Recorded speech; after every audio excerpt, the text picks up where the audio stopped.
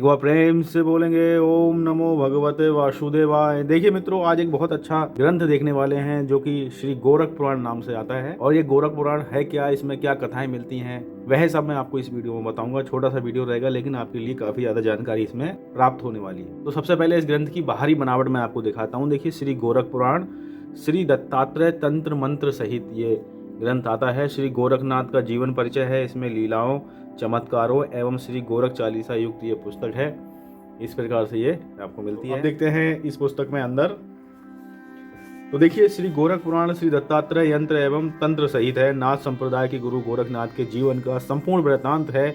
अद्भुत लीलाएं हैं, चमत्कारी घटनाओं के साथ साथ श्री दत्तात्रेय तंत्रों, यंत्रों एवं श्री गोरख चालीसा सहित सर्व मनोकामनादायक पुस्तक है। रिद्धि सिद्धि प्रदाता एवं समस्त मनोरथ पूर्ण करने वाले चमत्कारी श्री बीशा यंत्र। और ये प्रकाशक का यहाँ पे विवरण मिलता है। अब देखिए, दो शब्द हैं तो दो शब्द एक बार जरूर पढ़ेंगे। प्रकाशक की ओर से हर एक पुस्तक में आपको देखने को मिलते हैं, तो धैर्य से आप देखिए, पढ़िएगा और समझने का प्रयास करिए कि ये जो पुस्तक है आपको क्या समझाना चाह रही है। आपने भारतीय सेना में भी देखिए गोरखा बटालियन देखी होगी, उसका भी संबंध यहाँ पे इसी संप्रदाय से है। तो बहुत महत्व रखता है संप्रदाय। अभी देखिए, आप यहाँ स्वयं पढ़िएगा। दो शब्द हैं। भारतवर्ष विभिन्न धर्म संप्रदायों का देश है। भक्ति परंपरा में नाथ संप्रदाय को मानने वालों की देश में बहुत बड़ी संख्या है। श्रद्धालु पाठकों को नाथ संप्रदाय के बारे में आवश्यक जानकारी देने के साथ श्री दत्तात्रेय तंत्रों एवं मंत्रों का ज्ञान कराकर कल्याण करना भी हमारा उद्देश्य है। भगवान श्री दत्तात्रेय ने महायोगी मछेंद्र नाथ, जो योगी गोरखनाथ के गुरु थे, उन्हें ये तंत्र और मंत्र विद्या देते हुए मानव कल्याण की कामना की थी। भगवान श्री दत्तात्रेय ने योगी मछेंद्र नाथ को तंत्र मंत्र देते हुए कहा था, जो विद्या देवताओं के लिए भी दुर्लभ है, वह अति दुर्लभ विद्या मैं तुम्हें बतलाता हूँ। इसे किसी अधर्मी व्यक्ति को मत बतलाइएगा, इसे प्रभु भक्त को ही बताना श्रेष्ठ है। इस विद्या का प्रयोग कोई कुकर्मी अपने कुकर्म के लिए करेगा तो वह नाश को प्राप्त होगा। इस संबंध में श्री दत्तात्रेय भगवान ने आगे बताते हुए कहा था, यह विद्या कलयुग में बिना कीलक के सिद्ध हो सकती है। इसमें तिथि वार नक्षत्र का कोई बंधन नहीं है। शिव तंत्र सार में कही हुई जड़ी बूटियों द्वारा ही सरलता से सिद्धि मिल जाती है। जैसे निराहार रहकर काफी दिनों तक जीना, अधिक भोजन पचाना, बांझ को पुत्र होना, भूत प्रेत बाधा को नष्ट करना, इस तरह से जो है निवारण भी है। इसी तरह पुस्तक में अनेक मनोकामनादायक तंत्र है, जिन्हें विधि विधान पूर्वक प्रयोग करने से निश्चय रूप से लाभ की प्राप्ति होती है। श्री गोरखनाथ जी महाराज का स्थान नौ नाथों के संप्रदायों में प्रमुख स्थान है। उनकी उत्पत्ति अवतार रूप में मानी जाती है। महायोगी मछेंद्र नाथ के शिष्य थे।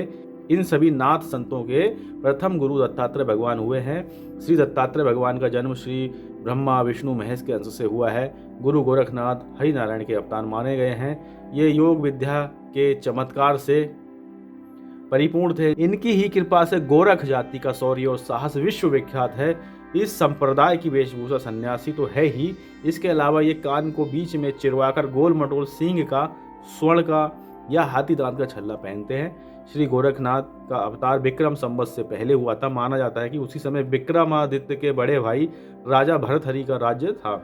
आशा ही नहीं, पूर्ण विश्वास है कि पुस्तक आपके मनोरथ को पूर्ण कर पूरी तरह से कल्याण करेगी। शुभकामना सहित प्रकाशक महोदय की ये दो शब्द नाम से यहाँ पे जानकारी आपको मिल जाती है। इसमें आपको काफ़ी कुछ जानने को मिला होगा। अब मैं आपको विषय सूची दिखाता हूँ। ये है, देखिए, विषय सूची, जिसमें आपको श्री गोरखनाथ जी का चरित्र मिलेगा।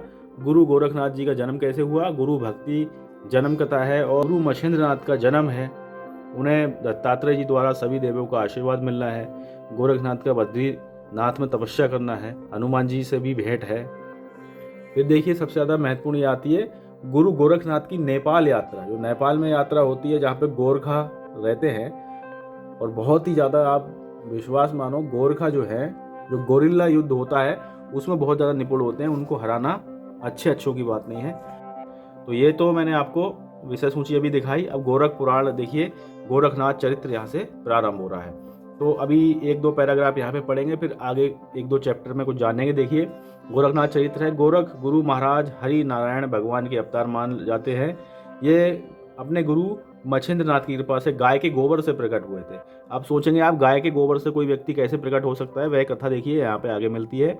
ये सब नाथों में अत्यधिक प्रसिद्ध हैं। ये योग विद्या के ज्ञाता थे और समस्त चमत्कारों से परिपूर्ण थे। गोरखपुर नगर और गोरख जाति गुरु गोरखनाथ की कृपा से ही विश्व विख्यात हैं।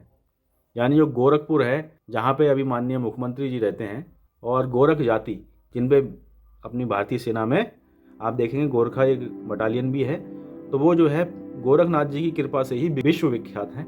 यहाँ पे देखिए वर्णन आता है, इनके संप्रदाय में कान को बीच से चीरकर गोल मटोल सींग व सोने का या हाथी का छल्ला पहनते हैं। इनका विक्रम संवत से पहले अवतार हुआ था। उस समय महाराज गोपी चंद राजा भरथरी, जो राजा विक्रमादित्य के बड़े भाई थे, राज्य करते थे। तो राजा विक्रमादित्य बहुत ही ज़्यादा शक्तिशाली राजा हुए हैं।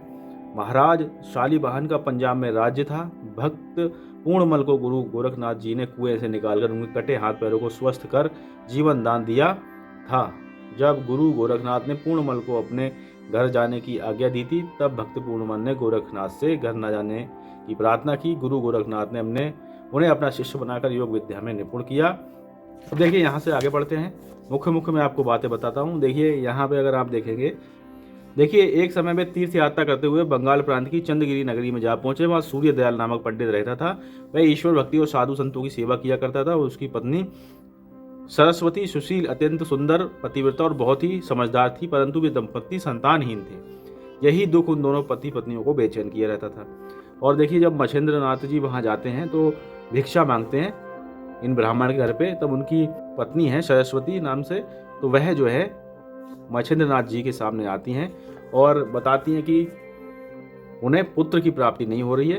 फिर देखिए यहाँ पे कथा आती है कि ले हाथ आगे कर और अपनी झोली में एक भस्म निकालकर सरस्वती के हाथ पर रख पुनः बोले, इसे ऋतु स्नान के पश्चात खीर में मिलाकर खा लेना, तुम्हें यहाँ भगवान हरिनारायण के हस्ते अवतरित पुत्र का जन्म होगा और मैं 12 वर्ष पश्चात भ्रमण करता हुआ यहाँ पुनः आऊँगा।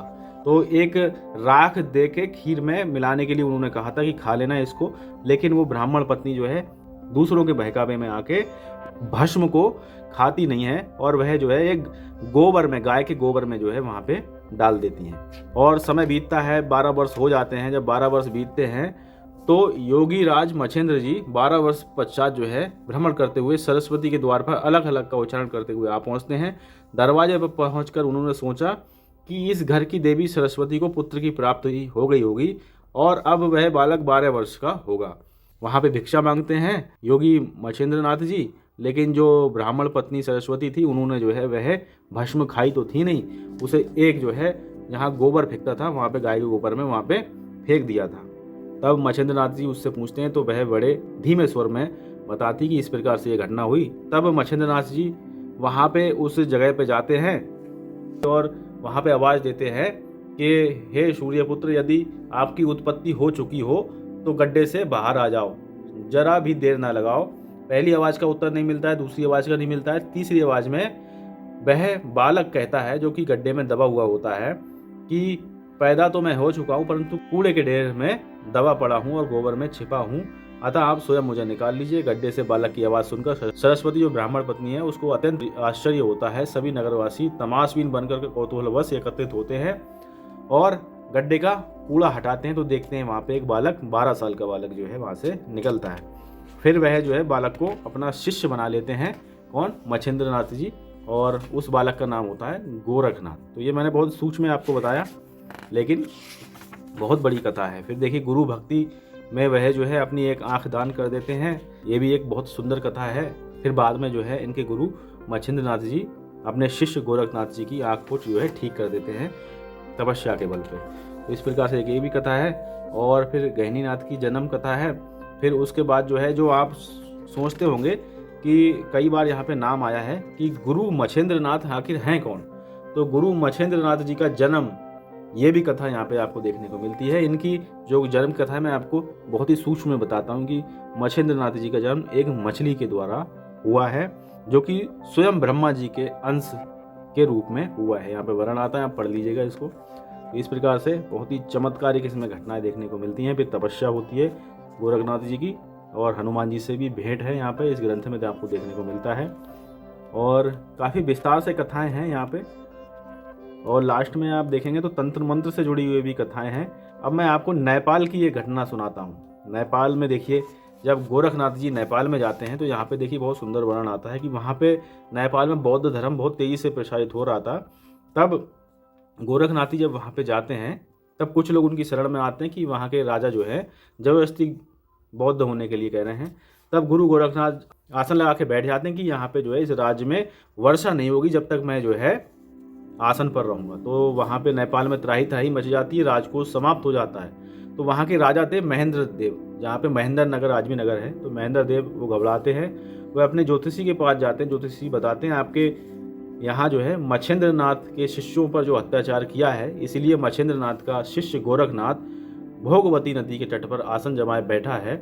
जब तक वह आसन से नहीं उठेगा तब तक वर्षा नहीं होगी, ऐसा देखिए यहाँ लिखा हुआ है। राजा ने गुरु को आसन से उठाने का उपाय पूछा। तब ज्योतिषी बोले, आप मच्छेंद्र नाथ की मूर्ति को गाजे बाजे के साथ रथ पर सजाकर निकलें। जब सवारी वहां से निकलेगी तो वह उठकर उसकी मूर्ति के चरण स्पर्श करेगा, क्योंकि मच्छेंद्र नाथ जो हैं गुरु हैं गोरखनाथ जी के, और गोरखनाथ वहाँ तपस्या कर रहे हैं। तो इसीलिए जो है वह उनके सम्मान में उठेंगे। जब वह उठेंगे तो जाहिर सी बात है कि उनकी प्रतिज्ञा टूट जाएगी और वर्षा जो है नेपाल में हो जाएगी। फिर सभी लोग जो है उनसे क्षमा मांगते हैं यहाँ पे। और आज भी आप देखेंगे वहाँ पे नाथ संप्रदाय जो है बहुत विशाल संख्या में वहाँ पे लोग मानते हैं।